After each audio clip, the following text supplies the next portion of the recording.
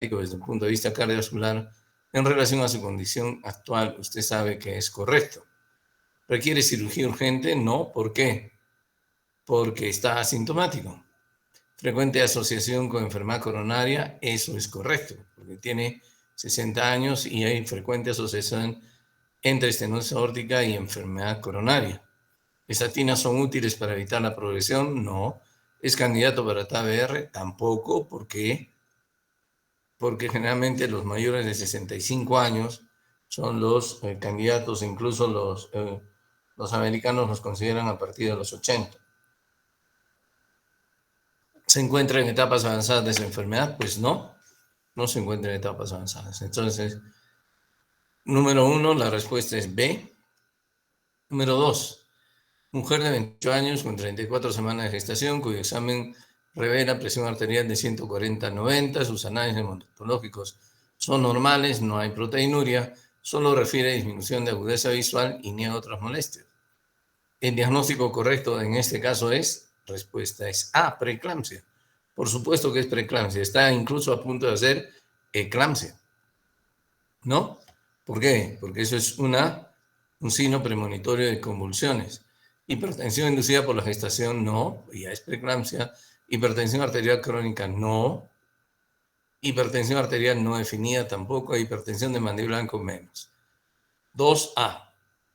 3. La hipertensión arterial desde el punto de vista epidemiológico no está caracterizada por su prevalencia, aumenta con la edad, sí. La hipertensión sistólica es más frecuente en ancianos, sí. Una presión de pulso reducida correlaciona con alto riesgo cardiovascular, no. Lo que correlaciona con alto riesgo cardiovascular es una presión de pulso incrementada. 3C. 4. Varón de 65 años, portador de prótesis valvular aórtica. Acude a emergencia con cuadro clínico compatible con sepsis. Está todavía estable hemodinámicamente, no se ausculta clic protésico, pero sí un soplo de insuficiencia protodiastólico. Entonces, el probable diagnóstico, si ha tenido fiebre, está séptico, está todavía estable hemodinámicamente, es decir, su presión es mayor, su sistólica es mayor de 90, tiene soplo protodiastólico y no hay clic, por eso en las prácticas les hago escuchar los clics, porque es importante. Si no hay clic, el paciente puede estar desarrollando una infección o una disfunción valvular. En este caso es cierto, si sospechamos que el paciente pueda tener una endocarditis, es cierto, 4, ¿se debe empezar tratamiento antibiótico empírico inmediato? No, porque está todavía hemodinámicamente estable. Entonces lo que tenemos que hacer de inmediato es pedir cultivos y ecocardiograma. ¿El ecocardiograma transesofágico es de elección en casos como este? Sí. ¿Por qué? Porque para evaluar eso hemos dicho, la endocarditis de una válvula protésica, el transtorácico no sirve, el transesofágico sí. El transtorácico no sirve, acabo de decirles. Lo más frecuente más bien es la leucopenia o leucocitos normales, y es muy probable que el germen causante del cuadro sea estreptococo, no, es muy probable que sea un estafilococo. 4B. 5. En relación a la fiebre reumática, no es cierto. No es cierto, se produce infección directa de la válvula mitral. Eso no es cierto, es una teoría, y la teoría más aceptada es más bien la de la similitud antigénica, ¿no es cierto? El resto de las situaciones sí es cierta, ¿no? De las alternativas son ciertas. 6. Cuando a un paciente se le diagnostica hipertensión arterial, es cierto. El método aconsejado actualmente para tomar la presión sigue siendo el auscultatorio. No, el aconsejado es el método digital. B. Los dispositivos electrónicos están aconsejados especialmente en pacientes con preeclampsia. Precisamente en las gestantes no están aconsejados. Están aconsejados el método auscultatorio. La fibrilación auricular no es obstáculo, sí es obstáculo, porque tampoco está ahí aconsejado el método digital. D. Si la presión arterial es la primera evaluación, en la primera evaluación es de 180 a 110 es suficiente para hacer el diagnóstico. 6D, eso es cierto. 7. Niña de 9 años que acude con cuadro clínico de insuficiencia cardíaca. La madre cuenta además que ha estado presentando fiebre y dolores articulares. La auscultación le revela soplo sistólico en foco mitral. Con relación a casos como este, no es correcto. Es muy probable que sea una fiebre reumática. No es correcto, ¿qué cosa? La ausencia de antecedente de infección estreptocócica no descarta posibilidad de fiebre reumática, eso es correcto. El cuadro de carditis suele tener un tiempo de incubación prolongado, también es correcto. La manifestación auscultatoria de inflamación valvular aguda es compatible con estenosis mitral, eso no es correcto. Lo que produce la inflamación valvular aguda es insuficiencia mitral. 7C. 8.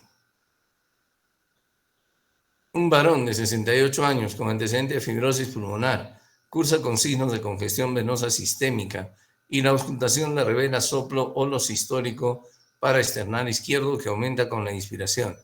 No es cierto respecto del cuadro descrito. Entonces, ¿qué es lo que tiene? Una insuficiencia tricuspidia. ¿Qué cosa no es cierto respecto de la insuficiencia tricuspidia? Alta frecuencia de fibrilación auricular es cierto.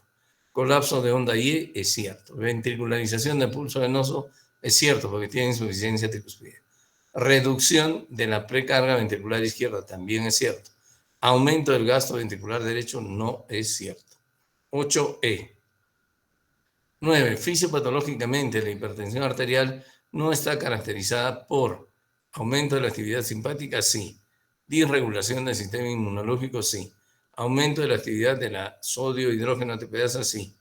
Inflamación crónica, sí. Disminución del calcio intracelular, no. Hay aumento del calcio intracelular. 9E. La auscultación de una mujer de 34 años le revela primer ruido intenso, rodamiento mitral, refuerzo presistólico. ¿Qué cosa es? Una estenosis mitral. Desde el punto de vista, la afirmación correcta es, ¿qué es correcto? La presión auricular izquierda disminuye con el uso de vasodilatadores, es incorrecto. La presión de fin de diástole del ventrículo izquierdo está aumentada, es incorrecto. La presión auricular izquierda aumenta con la bradicardia, es incorrecto, disminuye. D. El gasto cardíaco disminuye a pesar de una fracción de eyección normal. Eso es correcto. ¿Por qué disminuye? Porque está disminuido el llenado ventricular izquierdo debido a la estenosis mitral. 10D. 11. Una mujer portadora de prótesis valvular mitral acude por presentar signos de congestión venosa sistémica. La auscultación la revela rodamiento paraesternal izquierdo que aumenta con inspiración, estenosis tricuspidia. ¿Cuál de los siguientes hallazgos no es compatible con el caso descrito? Ausencia de congestión pulmonar, sí es compatible. Crecimiento auricular derecho, es compatible. Onda Y de descenso lento, es compatible. Pulsación hepática sistólica, eso no es compatible. La pulsación hepática en estenosis tricuspidia es presistólica. Onda A grande a nivel auricular, compatible. 11D. 12. ¿Cuál de los siguientes hallazgos electrocardiográficos le sugiere a usted que un paciente con hipertensión arterial tiene un riesgo cardiovascular incrementado? A. Índice de Lewis mayor de 17. Por supuesto que sí, porque un índice de Lewis mayor de 17 me dice que muy probablemente el paciente tenga hipertrofia. Y ya hasta la saciedad les he repetido que la hipertrofia ventricular izquierda es un marcador de riesgo cardiovascular en los pacientes.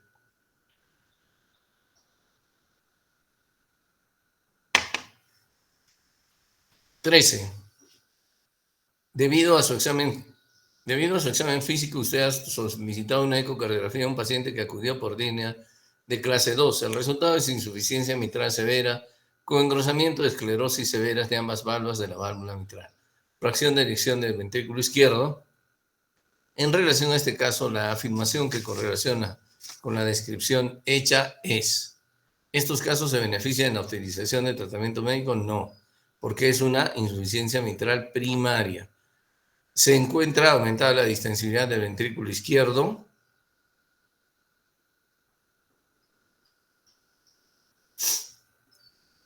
Que correlaciona con la descripción hecha, se encuentra incrementada la distensibilidad del ventrículo izquierdo. No, ¿por qué? Porque su fracción de eyección ha caído, está disminuida y tiene disnea. El volumen de fin de sístole está disminuido? No, al contrario, está aumentado. La postcarga del ventrículo izquierdo está aumentada, no, está disminuida. ¿El paciente se beneficiará de la intervención de la válvula mitral? Sí, 13E. 14. Un paciente varón de 64 años es traído de emergencia por compromiso de conciencia, hemiparesia derecha, hipertensión arterial de 190/120. En casos como este, usted sabe que no es cierto. ¿Requiere tomografía cerebral? Sí. ¿No se debe normalizar la presión arterial? Sí. ¿Existe notable vasoconstricción arterial y arteriolar? Sí. ¿El volumen intravascular está disminuido? Sí. ¿Está indicado el uso de captopril sublingual? No. ¿Cómo le van a dar si tiene compromiso de conciencia? Y además, ¿qué cosa es? Es una emergencia hipertensiva. El tratamiento es endovenoso. 15. Un varón de 70 años con antecedente de infarto de miocardio que lo dejó con una fracción de eyección de ventrículo izquierdo de 40. Cursa además con hipertensión arterial no controlada, para la cual está recibiendo ECA inhibición y beta bloqueador. ¿Cuál de los siguientes fármacos no sería una adecuada asociación para controlar su presión en este caso? Hidroclorotiazida, sí, puede ser. Diltiazem, no. ¿Por qué? Porque tiene fracción de eyección baja y está contraindicado en los pacientes con insuficiencia cardíaca. Espironolactona, sí. Amlodipino, sí. Fenodiprino, sí. 15B, 16. En examen físico de un varón de 55 años, le revela pulso Zeller, choque de punta desplazado hacia abajo y hacia la izquierda, impulso ventricular izquierdo hiperdinamico, soplo diastólico aórtico paraesternal derecho. En relación a este caso es correcto. Entonces, tiene todas las manifestaciones de una insuficiencia aórtica. Sabemos que la insuficiencia aórtica puede producirse por afección de la raíz aórtica o valvular. 16. Disminución del volumen de fin de diástole. No, eso está aumentado. Volumen de eyección ventricular izquierda disminuido. También es falso, está aumentado. C. ¿La afección puede deberse a patología de raíz aórtica? Sí, porque cuando la afección es de la raíz aórtica, el soplo suele escucharse a nivel paraesternal derecho. Está incrementada precarga y postcarga disminuida. No, es falso, ambos están incrementados en la insuficiencia aórtica. La presión diastólica disminuye por aumento de las presiones de llenado. También eso es falso. 16C. 17.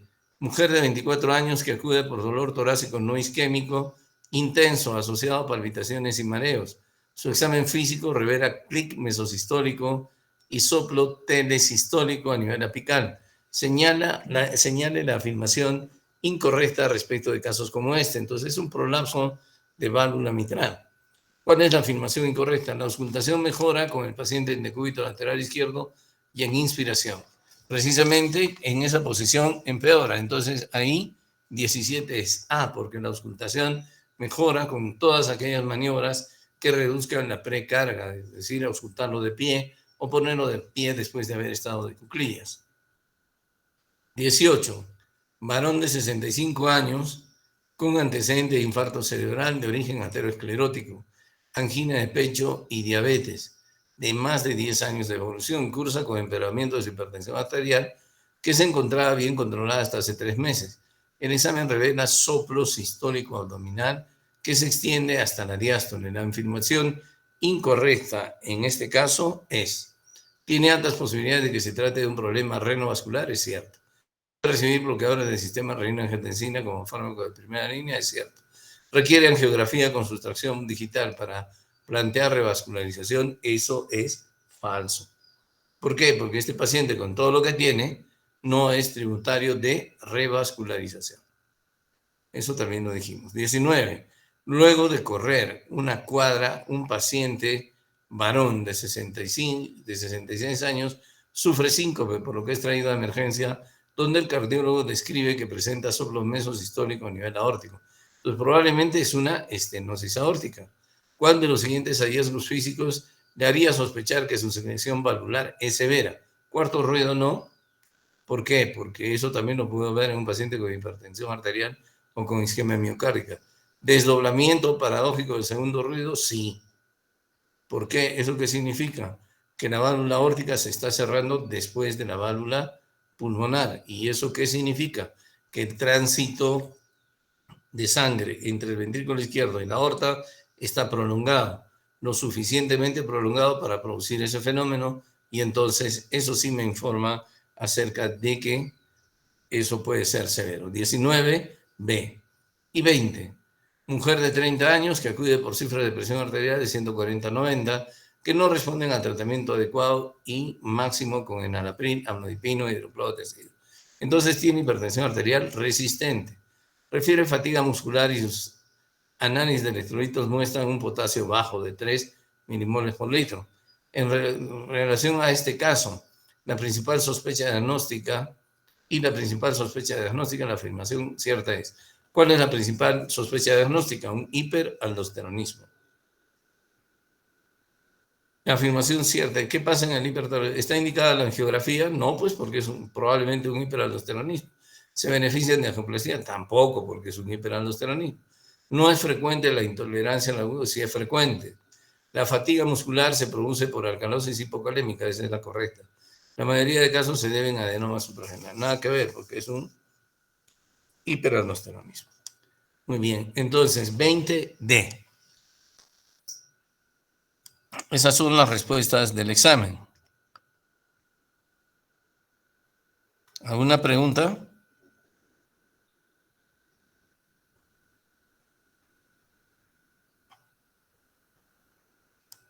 Tuvieron que estudiar, yo lo siento mucho. Por favor, ¿podría repetir la pregunta 5? Es que se entrecortó el audio, por favor, doctor. ¿Qué pregunta? La número 5, doctor. La número 5. 5. Sí, doctor. En relación a la fiebre reumática, no es cierto. Entonces, se produce infección directa de la válvula mitral. Eso no es cierto. ¿Por qué? Eso es una teoría, ¿cierto? Y es la menos comprobada. No hay infección directa. La afección de la válvula mitral es por una similitud antigénica. El mecanismo de afección de la válvula mitral es una similitud antigénica. ¿Alguna otra pregunta?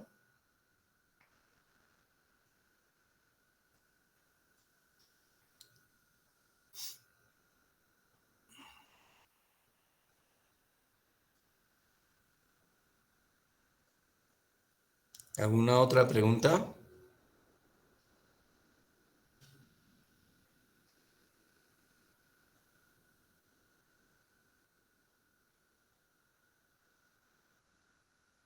Ok, entonces sigamos avanzando. Ya califiqué sus pruebas, bueno, como siempre, el resultado. Hay gente que ha mejorado bastante, pero no hay muchos aprobados. Hay gente que tiene muy buena nota, lo que quiere decir que el examen estaba para 20, fácil. Tienen que estudiar. Ya me he cansado de decirles, tanto aquí como en prácticas, que este curso, por lo menos, no lo van a aprobar estudiando. Han tenido todo el mes para preparar este examen. Todo el mes para preparar este examen. Entonces, así que la recuperación va a ser el día miércoles. Gestiona, por favor, doctora Pacheco, Naida Berusca Pacheco Ñaupa. Gestiona en el colegio médico para el día miércoles la recuperación. ¿Ya? Sí, doctor. Ya, y recuerden, la recuperación no se las voy a regalar. Ustedes tienen que aprender a ser responsables con su formación. Tienen que estudiar. Tienen que estudiar. No lo van a aprobar revisando bancos de preguntas. Yo preparo mis exámenes. Todo este tiempo, más de 20 años enseñando en la facultad, nunca uso banco de preguntas. No lo van a aprobar estudiando amaneciéndose. No lo van a aprobar. Probablemente, o tal vez lo aprueben, pero no lo van a aprender. Como dije esta mañana, y hablando con el doctor Montesinos, ustedes cuando vienen a cardiología, pues no saben mucho. ni de fisiopatología, ni semiología. Parece que yo estoy hablando chino. Yo no dudo de lo que les enseña el doctor Montesinos, al contrario, yo sé de su esfuerzo y sé de su buen trabajo. Lo que yo creo es que ustedes se esfuerzan por aprobar el curso, no por aprender. Entonces lo aprueban de cualquier forma, legal o ilegalmente, pero lo aprueban. Y entonces aprobar no es lo mismo que saber, ni aprobar es lo mismo que aprender. Y como les pasa eso, cuando llegan conmigo, yo hablo chino para ustedes, ¿no? Hablo chino para ustedes y no pueden aprobar el curso. Así que les sugiero que se esfuercen y el miércoles dan, el lunes les voy a dar sus promedios. Supongo que no todos entrarán a la recuperación. Entonces ya tú me avisas cuántos van a entrar a la recuperación. Por si acaso, ayer no han dado los 74 en AIDA, han dado 72 nada más. Hay 2 que no se han presentado. ¿Ya? No importa cuánto llore la doctora Ferro, así es la vida. Tiene que estudiar. Tiene que estudiar. ¿No? Entonces, la doctora dice que estaba difícil. ¿Cómo puede estar difícil, doctora, si hay personas que se han sacado 18, 17, 16? ¿Serán más inteligentes que usted? No creo. Son más estudiosas nada más. No creo que haya alguien más inteligente que usted. Más estudioso tal vez. Eso es todo. Hay 18, 17. Hay bastantes 14 también. Pero hay 18, 17, 16, 15. Entonces el curso estaba el examen estaba para 20. Con uno que me saque 18, pero hay más de uno que tiene 17 o 16. Y hay más de uno que tiene 14. Entonces el examen estaba para que ustedes estudien. No importa cuánto llore, doctor, estudie.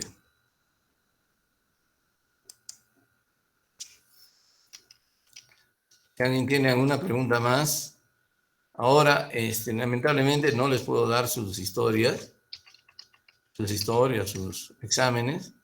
Entonces, en cuanto se abra, si quieren, se los doy. Lo único que les prometo es revisar bien, por eso es que digo que les voy a dar el lunes sus exámenes.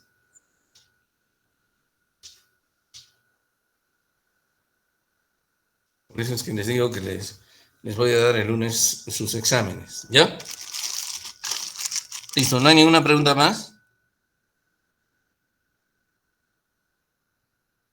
¿Aló?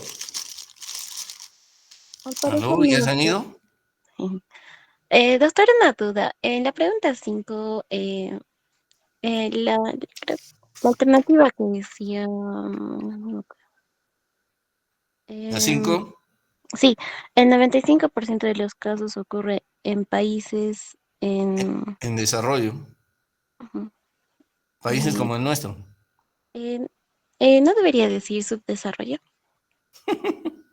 O, Tendría que ser en países subdesarrollados o en países en desarrollo. Es lo mismo, doctora. gracias, doctor. Era Porque los muy- países del primer mundo se consideran países desarrollados, no se consideran países en desarrollo. Eso es parte de cultura general, ¿no? Pero si quiere lo revisa, o sea, ¿qué significa país en desarrollo y qué significa país en desarrollado? Gracias, doctor. ¿Ok? ¿Alguna otra pregunta?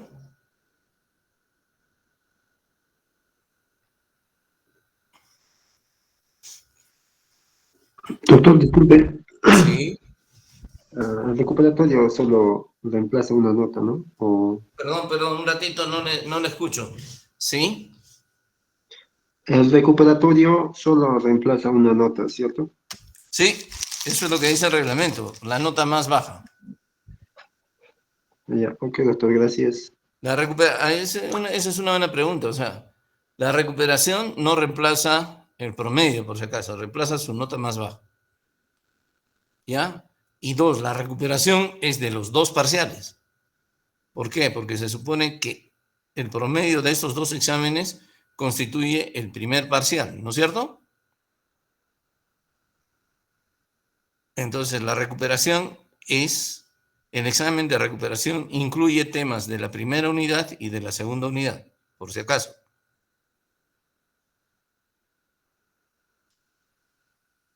¿Está claro? Sí, doctor, muchas gracias. Ya. Muy bien. ¿Alguna otra pregunta, duda? Doctor, una duda. En caso la universidad esté abierta o podamos ingresar, ¿podría ser en la universidad hacer el Perdón examen? un ratito. ¿Aló? ¿Aló?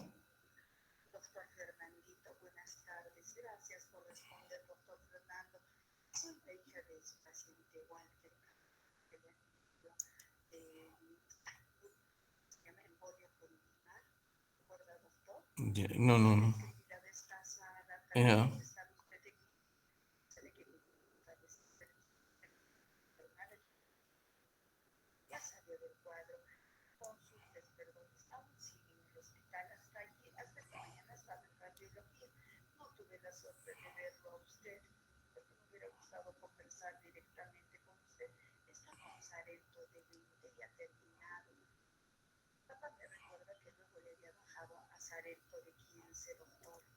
Habría que evaluar el caso, mamá. Yo no lo he visto en cardiología, solamente había una paciente hospitalizada, a menos que para hoy día lo hayan subido. No sé.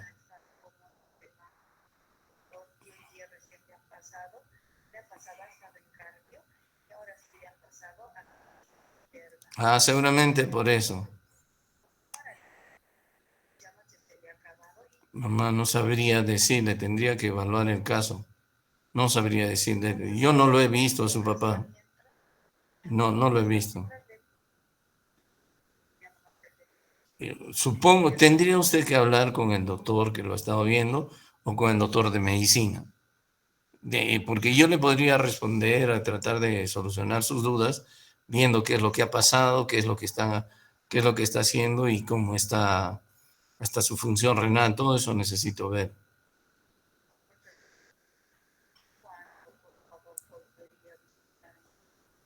En el hospital, mamá, yo no veo a nadie en forma particular. Cualquier cosa particular en mi consultorio y en el hospital cuando me toca interconsultas o en la consulta. Particularmente no veo a nadie en el hospital, mamá. Me lo puede llevar y yo lo hago, lo veo con todo gusto. Sí, señora, sí. Hasta mientras hagan lo que le están diciendo los médicos, sí. Un placer. No, encantado. Buenas tardes. Hasta luego. Ok, entonces, sigamos. Algunas cosas a remarcar sobre el cuadro clínico de la miocarditis viral. Ya sabemos que existe una predisposición genética, predisposición familiar. La vez pasada les dije que el signo más frecuente es de insuficiencia cardíaca, pero la verdad es que las revisiones actualmente mencionan que la insuficiencia cardíaca se produce solo entre el 3 al 9% de los casos, y de estos casos, la forma de miocarditis fulminante está incluida en este 3 a 9%. Más bien, la manifestación más común es el dolor torácico, que ocurre en el 85% de casos y que puede parecerse mucho al de la isquemia miocárdica. Las otras manifestaciones sí están bien dichas, las taquiarritmias supraventriculares y ventriculares, los eventos embólicos, etcétera. En general, es un paciente que tiene el antecedente de una infección respiratoria o digestiva viral previa y que acude con disnea, debilidad, y ya hablamos de la miocarditis aguda fulminante, ¿no? Hablamos de la utilidad de la resonancia magnética que nos determina el edema a nivel parietal, el edema de la pared ventricular, la biopsia que nos muestra un gran infiltrado linfocitario. Y nos quedamos acá. Podemos dividir los estadios diagnósticos de la miocarditis viral. En general, ahora no consideran la miocarditis subclínica posible, pero sí es importante, me parece a mí, seguirla considerando. Hablan desde miocarditis probable. La miocarditis subclínica posible, sin embargo, sí y sí debemos continuar considerándolo, porque podemos estar frente a un paciente que no tenga síntomas, pero que tenga todas estas alteraciones, biomarcadores positivos, es decir, incremento de troponinas, por ejemplo, CPK incrementada, que nos dice que también existe compromiso muscular, proteína C reactiva incrementada, que nos dice que es un fenómeno inflamatorio, cambios electrocardiográficos comunes. El cambio electrocardiográfico más común en la miocarditis viral suele ser una elevación del segmento ST, lo que junto con el dolor y la elevación del segmento ST hace que esta patología también se haya convertido en un diagnóstico diferencial importante del infarto agudo del miocardio o síndrome coronario agudo. También se producen bloqueos de conducción, o sea, bloqueo auriculoventricular, arritmias, tanto supraventriculares y ventriculares, tanto benignas como malignas, cambios inespecíficos del segmento ST y de la onda T y compromiso de la fracción de eyección. Cualquiera de estas alteraciones en un paciente que no tenga síntomas nos debe hacer sospechar que pueda estar cursando con una miocarditis subclínica. Además, en estos pacientes con miocarditis subclínica sin síntomas, ya sea dolor o de falla cardíaca, también puede haber alteración en la imagen cardíaca, en la ecocardiografía, con compromiso de la fracción de eyección menos de 50% y trastorno de la motilidad regional o global. Todo eso también nos puede hacer confundir con un infarto de miocardio. La miocarditis probable es aquel paciente que tiene síntomas más todo lo que acabamos de mencionar. Cualquiera de los cambios, no todo, sino no todo, o sea, debe tener todo, no. Cualquiera de estos cambios, troponinas elevadas, cambios en el electrocardiograma, trastornos de la motilidad, etc. Cualquiera de ellos más síntomas es una miocarditis probable. Y miocarditis definitiva es estos pacientes a los cuales se les hace una biopsia y encontramos el examen este. Ahora, antes se consideraba esto una condición sine qua non, obligatoria para hacer el diagnóstico de miocarditis. En la actualidad, pues ya, como no se hace esto de rutina, la resonancia magnética ha pasado a ser un criterio mayor para hacer diagnóstico de miocarditis definitivo. De modo que si yo tengo un paciente con cualquiera de estas situaciones, con síntomas de insuficiencia cardíaca, cualquiera de estos cambios, más una resonancia magnética que me diga que hay edema de la pared, yo asumo que el diagnóstico definitivo es de miocarditis, probablemente viral. En cuanto al tratamiento, está en relación al pronóstico. El pronóstico antes se decía que no estaba bien determinado, ¿no? En la actualidad se sabe que el pronóstico es bueno en 3/4 partes de los pacientes, ya que las 3/4 partes de los pacientes evolucionan bien con una fracción de eyección mayor del 50%. Y estos pacientes no necesitan más que tratamiento sintomático, por ejemplo, para el dolor que puedan tener y algún tratamiento de sostén. En cambio, cuando la FEBI es menor del 50%, que eso ocurre en la cuarta parte restante de los pacientes, el pronóstico no es muy bueno. Y entonces ahí se trata de darle un tratamiento neuromoral indefinido, el tratamiento de la falla cardíaca con disfunción sistólica que conocemos, es decir, inhibición del sistema renina, angiotensina, aldosterona, beta bloqueadores, antagonistas de los mineralocorticoides e ISGLT2.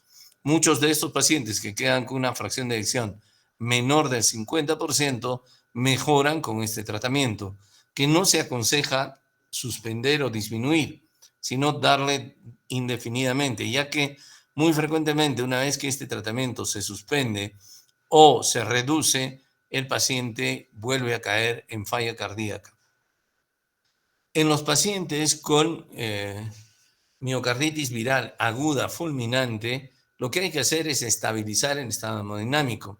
A estos pacientes hay que hospitalizarlos inmediatamente en la unidad de cuidados intensivos y pueden requerir soporte inotrópico, ya sea con medicamentos o ya sea con dispositivos extracardíacos. La inmunosupresión no se aconseja en la actualidad y en la actualidad no existe ningún tipo de estudio que soporte o que dé soporte científico al uso de inmunosupresores en el tratamiento de la miocarditis viral.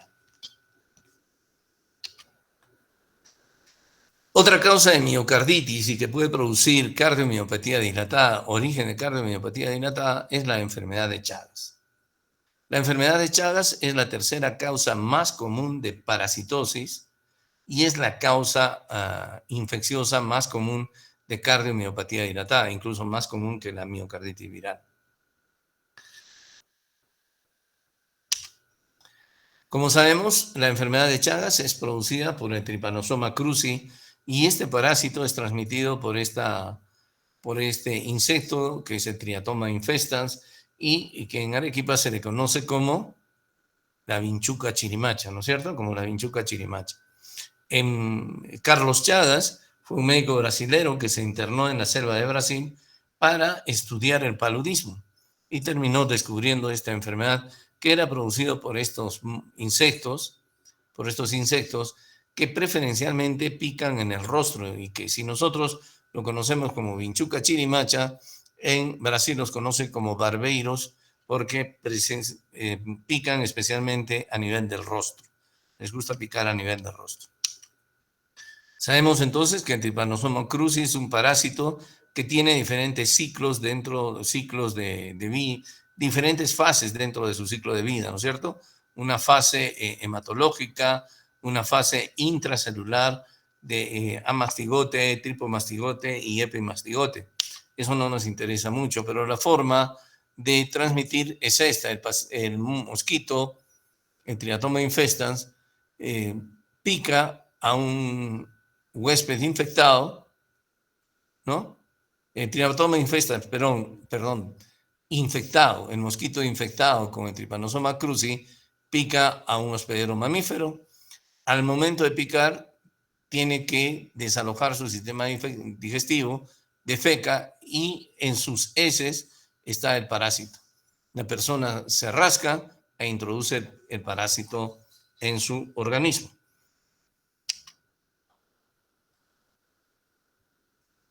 La enfermedad de Chagas tiene dos fases. Una forma aguda que se ve en el 5 a 10% de los casos.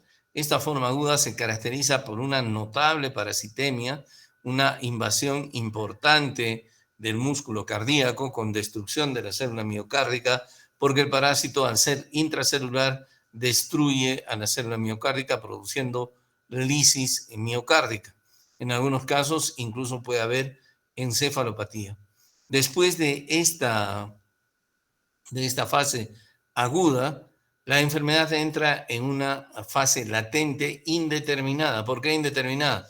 Porque esta fase latente puede durar décadas. En la fase aguda, muy frecuentemente, no frecuentemente, en la fase aguda se puede ver, ocasionalmente, lo que se conoce el signo de Romaña, que es un edema palpebral, ¿no? Como pican estos mosquitos preferencialmente a nivel de la cara, se puede ver el edema palpebral, lo que se conoce el signo de Romaña. Esta es una niña brasilera con el signo de Romaña y esta es una niña arequipeña, ¿no? Con el signo de Romaña. La enfermedad de Chagas produce una lesión, una disminución de la inervación de las fibras parasimpáticas. Y consecuencia de ello, es muy probable la afección, tanto cardíaca como digestiva, ¿no? A nivel digestivo nos produce el megaesófago chagásico y el megacolon chagásico. A nivel cardiológico, pues entonces la destrucción de las fibras miocárdicas o de la célula miocárdica ocasiona la generación de una cardiomiopatía dilatada. Y esto ocurre, como les digo, varias décadas después, que no existe un promedio, por eso se llama una fase latente indeterminada. En la fase latente se ha visto que existe una liberación persistente de parásitos. Entonces, hay una parasitemia persistente, muy leve en la fase latente, que sería la encargada de mantener el fenómeno inflamatorio y el fenómeno agresivo a nivel de las células miocárdicas, produciendo destrucción de las mismas y generación de una cardiomiopatía dilatada. Los ventrículos que sufren la agresión de la enfermedad de Chagas característicamente son de paredes muy delgadas, son altamente trombogénicos, como ven ustedes aquí, y pueden presentar pequeños aneurismas ventriculares que contienen trombos o coágulos. Además, característicamente, la enfermedad de Chagas produce trastornos en el sistema de conducción. Estos pacientes pueden sufrir bloqueos aurículos ventriculares de diferente grado, desde un bloqueo auriculoventricular de primer grado, como ustedes ven acá, hasta bloqueos auriculoventriculares completos y requerir el implante de marcapaso definitivo.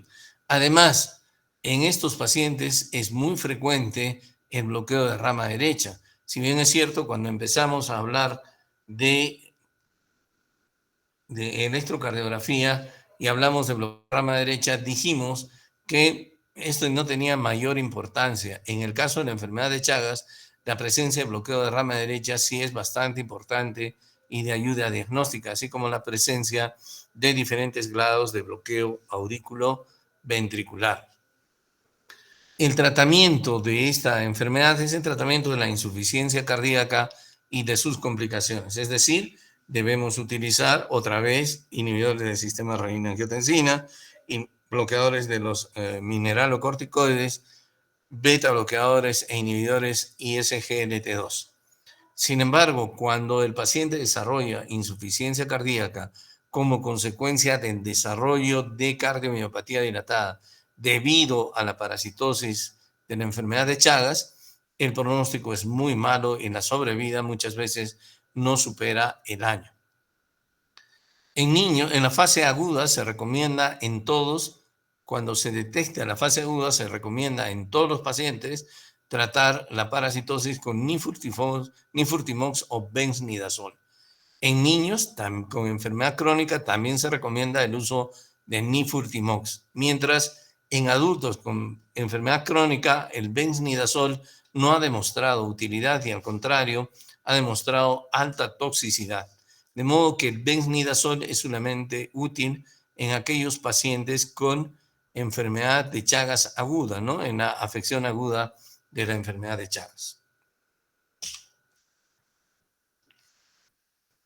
Bien, otra causa de cardiomiopatía dilatada es el alcoholismo, la toxicidad por alcohol. Hemos dicho que las cardiomiopatías dilatadas pueden ser de origen genético, pueden ser de origen adquirido, aunque ahora se sabe que las cardiomiopatías dilatadas de origen adquirido también tienen cierta predisposición genética, como en el caso de la miocarditis viral, como en el caso, bueno, en la enfermedad de Chagas no tanto, no está comprobado, pero en el caso de la cardiomiopatía dilatada ocasionada por el alcohol, sí también existe una predisposición, una clara predisposición genética. La cardiomiopatía dilatada debido al alcohol, la cardiotoxicidad debido al alcohol, es bastante frecuente y a veces puede representar hasta el 30% de todos los casos de insuficiencia cardíaca.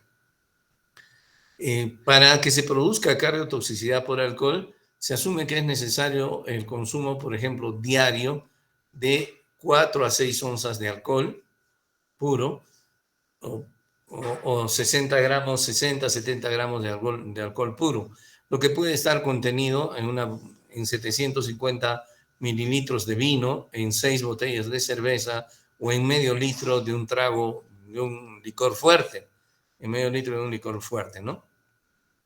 Y eso se debe consumir en forma diaria para que se produzca una cardiomiopatía dilatada. Sin embargo, también es posible la toxicidad por alcohol y el desarrollo de cardiotoxicidad por alcohol con un consumo, entre comillas, social, es decir, con las personas que se embriagan hasta estar completamente etílicos en los fines de semana. Ese tipo de consumo de alcohol también nos puede producir cardiomiopatía dilatada. Existe otro tipo de toxicidad dada por el alcohol, que es la toxicidad de los días de fiesta, ¿no? Es esa toxicidad que siempre yo hago la misma broma, van a sufrir ustedes cuando salven cardiología, que se van a pegar la tranca y al día siguiente van a estar con su fibrilación auricular en emergencia. Eso se llama el corazón de los días de fiesta o el síndrome del corazón festivo, debido a una toxicidad aguda producida por el alcohol. Ahora bien, la toxicidad por el alcohol también está determinada desde el punto de vista genético, es decir, existen personas que pueden tener gran tolerancia al alcohol y esta predisposición genética está dada por polimorfismos en los genes que codifican a los al metabolito, que codifican a la enzima que degrada el alcohol, que es la alcohol deshidrogenasa, y a la enzima que codifica también a la enzima convertidora de angiotensina. Hay personas que pueden estar protegidas porque tienen hiperactividad de estas enzimas y hay personas que pueden estar predispuestas porque tienen hipoactividad de estas enzimas. Además, la toxicidad del alcohol es directa sobre el corazón, pero también a través de su metabolito, que es el acetaldehído.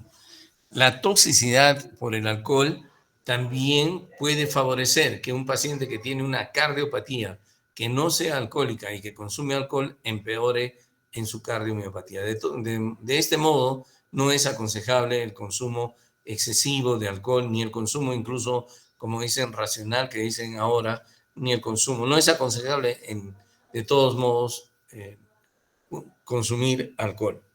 En cuanto al tratamiento, el tratamiento de la cardiomiopatía dilatada es el tratamiento que conocemos de la insuficiencia cardíaca.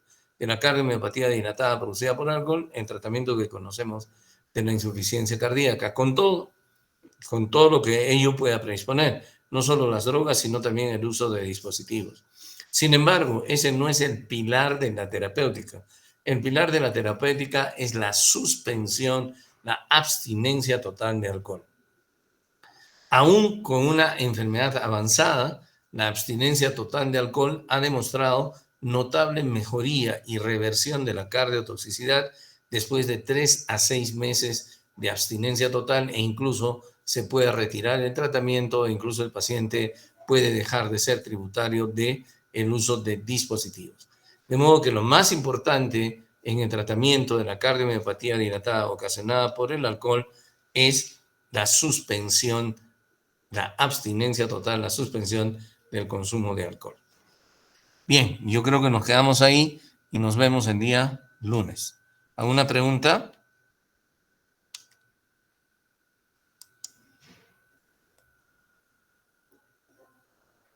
¿Alguna pregunta?